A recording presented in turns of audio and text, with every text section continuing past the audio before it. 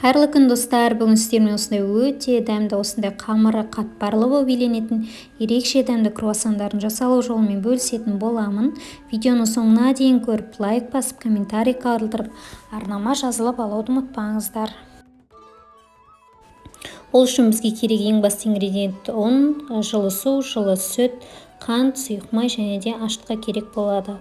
Ең бірінші жылы суымыз бен жылы сүтімізді араластырамыз. Үстінен өлшенген қантымызды саламыз. Барлық ингредиенттердің көлемі видеоның төмен жағында жазылған, сол бойынша жасасаңыздар болады. Үстіне ашытқымызды саламыз.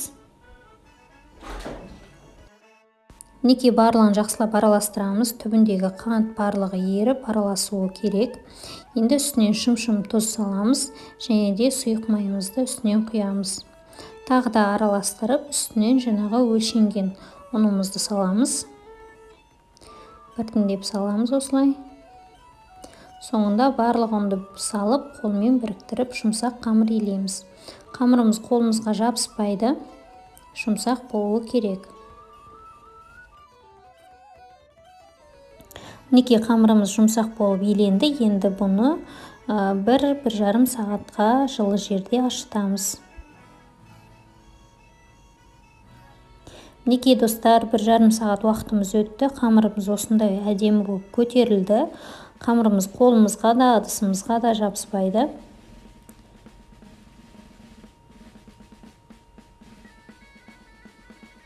Неке қолымызбен бір жақсылап осылай басып аламыз да, осындай ұзыншақ формаға келтіріп, бөліктерге бөлеміз. Мен өзім 9 бөлікке бөлдім.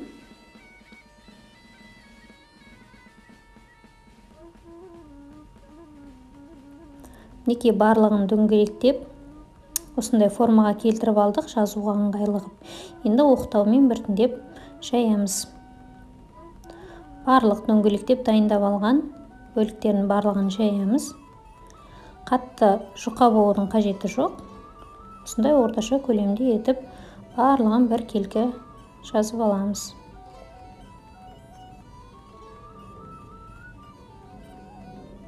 Неке болды. Енді келесі қамырымызды да тура осылай барлығын бір келкі етіп жазамыз.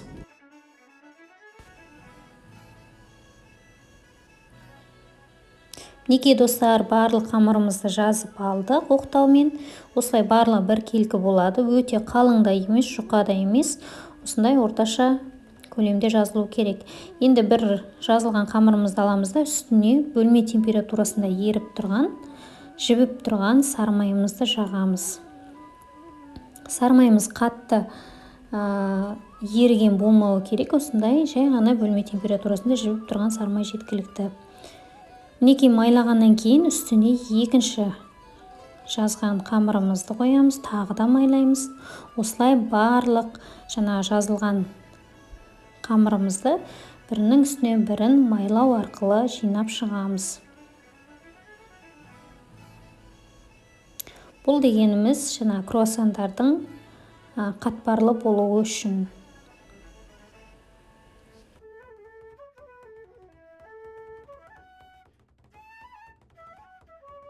Неке достар, барлығын бірінің үстінен бірін осылай майлағаннан кейін жинап шықтық.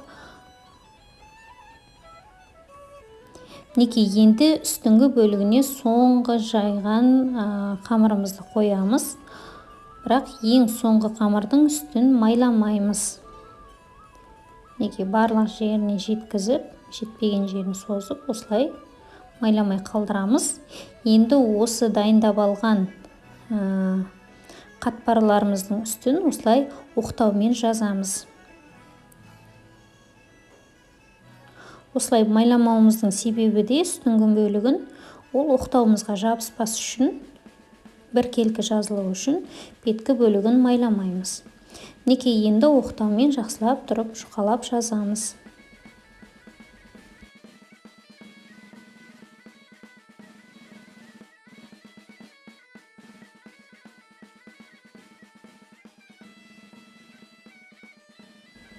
Неке достар, оқтаумен жақсылап жайып алдық. Осындай үлкен бір жайма шықты.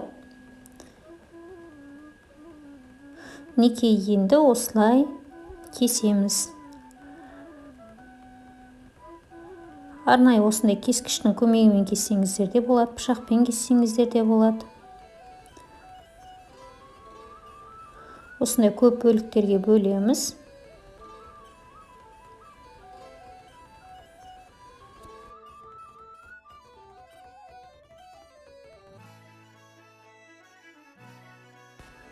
Неке достар, енді ортасына салмасын саламыз.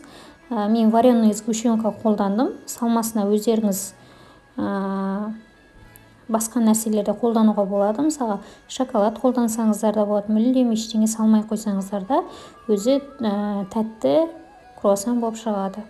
Неке ортасын сәл кесіп жіберген себебіміз жаңа ішіндегі сгущенка мен шоколадымыз еріп екі жағына ағып кетпес үшін сәл ортасын кесіп, осылай екі жақ шетіне созамыз.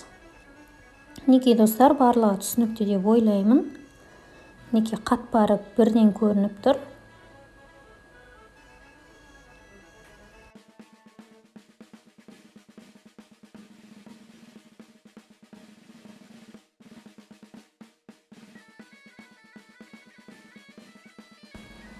Неке достар, біздің круассандарымыздың формасы дайын. Енді бетіне жұмыртқаның сарысын жағамыз.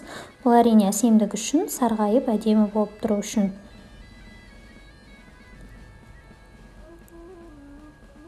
Енді бұл круассандарымызды 200 градус қысып тұрған пеште 20-25 минут аралығында пісіп шығады.